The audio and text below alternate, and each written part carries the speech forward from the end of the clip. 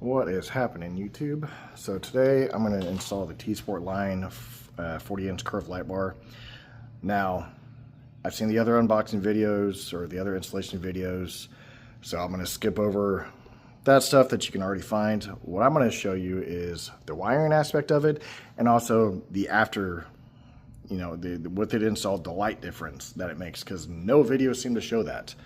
So in case you haven't seen those videos, I'm going to show you the quick rundown. Is you have this cover right here, okay, plastic trim removal tool. Take it in, pop it off, just like that.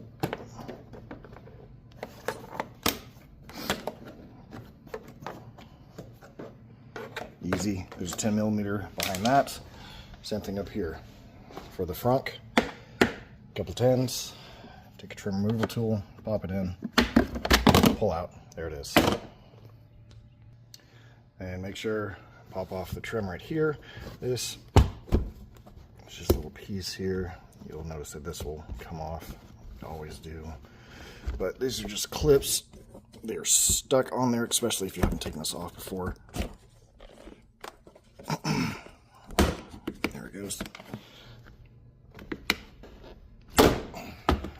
Boom. Pop that off. And set that to the side. Then up here, you got your 10mm right down here. To go ahead. Run it off. Do the same one down there. And then we can take the whole front out. Another thing of taking the front off is your winch wiper fluid reservoir cap. That just slides off. And lastly on the front are these stoppers. Give them a little twist.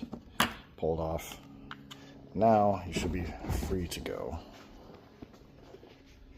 One last thing I forgot about is your emergency release or open. Right here. This connection just pulls straight out. All right, with the front out, locate your 48 volt accessory, which is right here. So, you can do, take this, pop this open.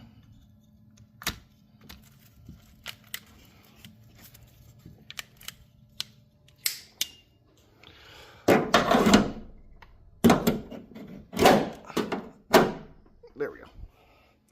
And now, let me get this tape off here. So after you get that unwrapped, same thing with this black felt tape. These things are glued together a little bit. Just got to pull them apart, and you'll have your green, your brown, and your red and blue. If I need to double check on here, but red should be your power, brown should be your ground, or your your negative, and then your green should be your communication. Or it's the blue that is the communication, and green is your ground on it. This is used different electrical. Give me just a sec. And also, the unboxing of this, since I haven't unboxed this yet.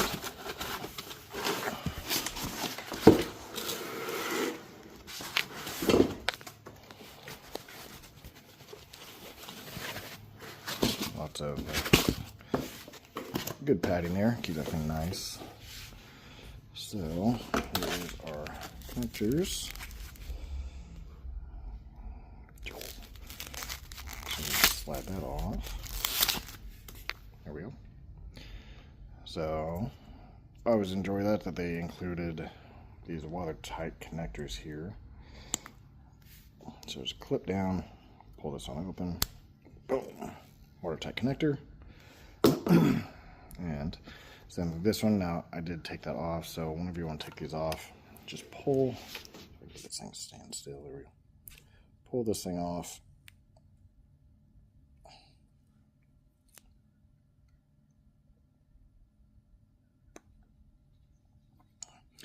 I normally don't have this much issue with the sheathing on these. Ow.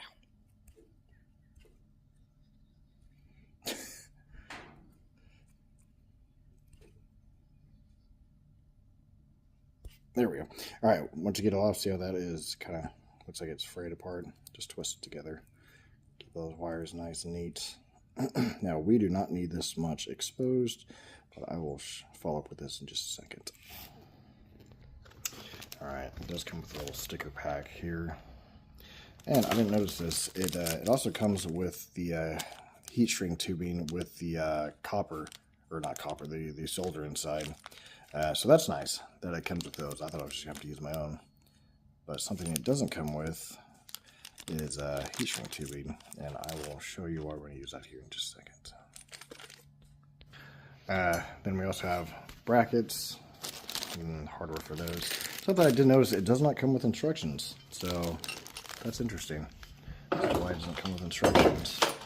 So next we're going to be able to take off these tins right here on the tow hooks for the front.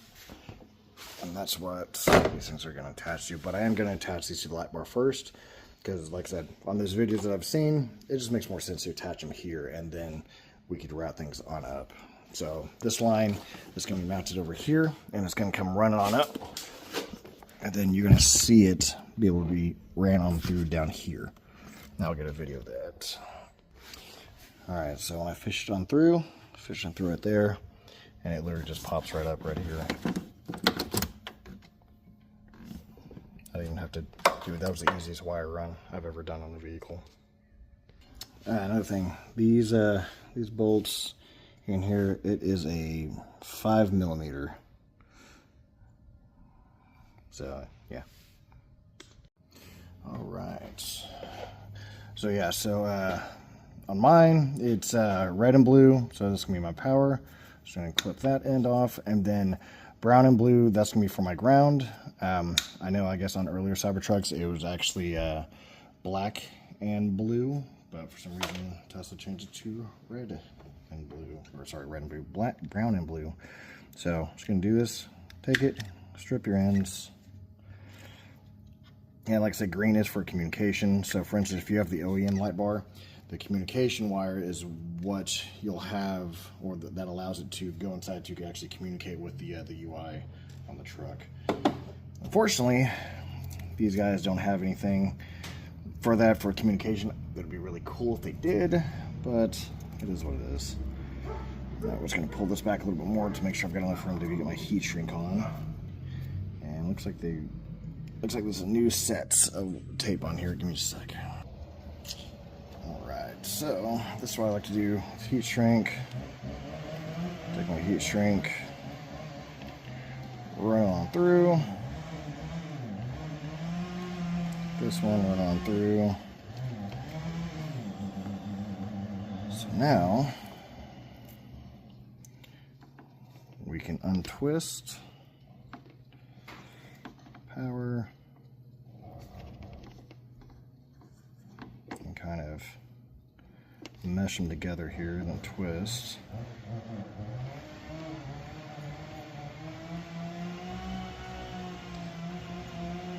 So we just want to make sure we got a solid connection with the solder.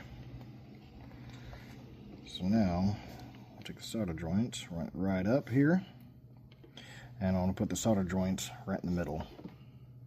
So this is just a personal preference, but I like the heat gun to have this little shield on this, because when I go through, that heat gets directed right in the line itself, as opposed to just blowing straight on it and heating up everything else around it. That's just personal preference. So let this get heated up.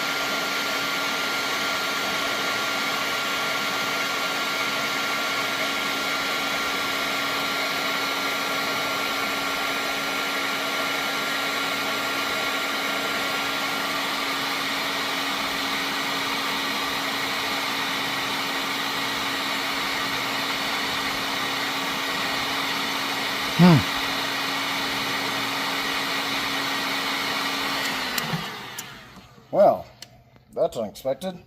The solder never melted, but instead it caused the connectors around it to melt. But that solder joint still hasn't melted. That's weird. So I might have to just use mine then, because if these things won't melt, and instead it just melts the casing around it, that's not good. I'll check back here in just a second. So I ran a little test for the ones that I have versus the ones that they gave me, and you can see this little ring of solder is still intact, whereas this one, the ones that I have, it actually melted and flowed throughout the wire. So I'm not sure why theirs didn't melt, because it looks to be the same brand. So I'm just going to use mine. Alright, so now you can see how that solder went out and flowed through that. And now we can just take our heat shrink, once this cools down, and slide it on through, then heat shrink that together. So unfortunately, when I did that with the shield that I normally used, it caused part of the heat shrink to shrink up, so I couldn't get it all the way. So I switched to a smaller tip. I'm going to use speed 1 for this. And direct the airflow towards the intake right here.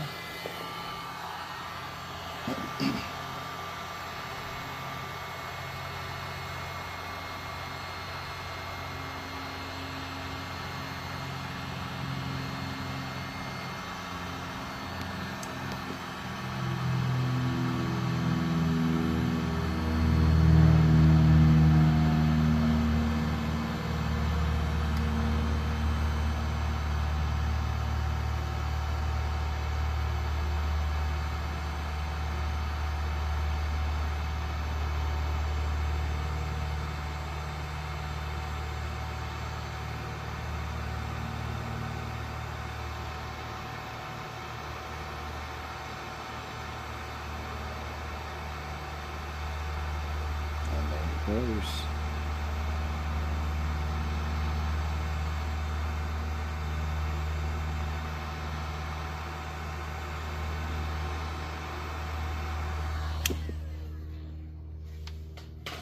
Alright, so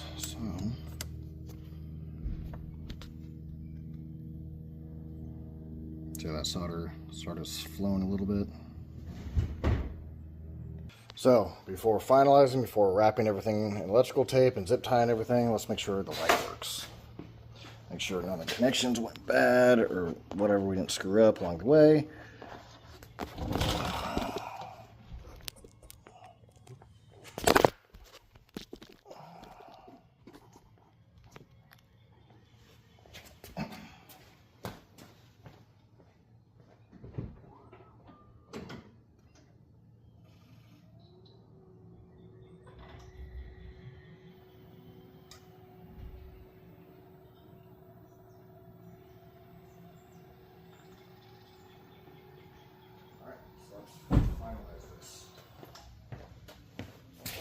Patched up. So that's how I am finishing this. So just zip tie here, zip tie these two together, then 2 big ones on here. Whoops. Well, it looks like I need to re-zip tie that one. Get that one a little bit tighter. But therefore it stays in line with the wiring harness, and I'm not in the way of the bolts. So let me get everything patched back up. Alright, light bar on, everything's back together. I'll take the next video at night. Now, something that I did do is they said to put some blue thread locker on these. I put it on this. I also put them on these just in case someone decides to try to steal it. It's going to be more difficult. My other concern is going to be how durable this is from taking a beating from all the rocks. Just a couple different concerns, but hopefully we won't have any issues, and I will, when it gets nighttime out, I'll see how bright this sucker is. Another thing that I really like about these guys is that this is a true 48 volt light.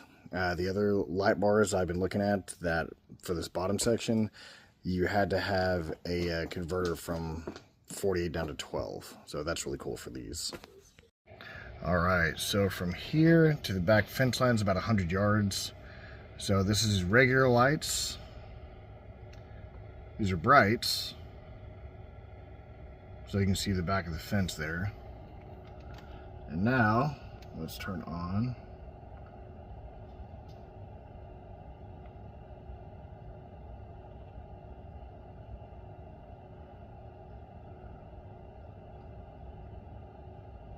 So yeah, that's quite the difference there. Now mind you, I think mine's pointing a little bit more towards the ground, so I could probably angle that up more. So this is the light on with high beams. So yeah, if I angle that up more, let's try that. Alright, I've angled it up more. So now, no light on. Now with the light on. Yeah, that made a big difference, angling up just a little bit higher. And let's turn off headlights. So now headlights off. Now this is just strictly the floodlight here, or light bar.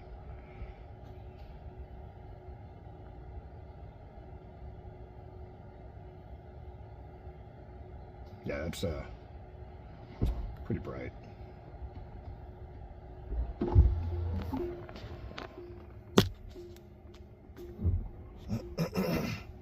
So this is no headlights on. Let's see. Nope. All right, headlights off. So no headlights on. This is strictly the light bar. Yeah, it feels like I got headlights on. This is nice.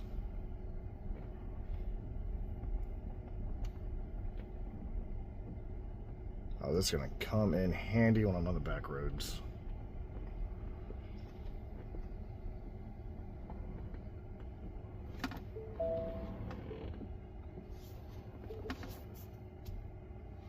So now if we do headlights back on, and then brights on, geez. Yeah, that's nice. I like this a lot.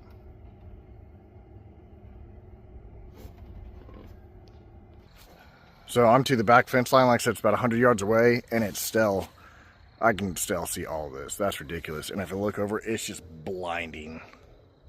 Let's zoom in. I can't even see that. 20 times? Nope, yeah, it's just, good lord, that's blinding. That is awesome, dude. This thing is stupid bright. The truck is a medium ride height, by the way. So you can see, it actually looks like it's pretty level. Might be just be pointed up just a little bit, but I mean, that is insanely bright. I gotta say, it really complements the truck quite nicely. Now I don't know if I'm going to do a top light bar or not, because this thing is pretty sufficient. But hopefully that answers a question about how bright the light bar is. I know it would have answered mine should I have seen one of these videos. So I will say, from the little bit of time I did have it on, it generates some heat. So keep that in mind. This thing does generate some heat. So I said that's just for the little bit of time I had it on. So I'm wondering if I'm driving with it on the back roads, how much heat this thing will generate. But all in all, I'm very happy.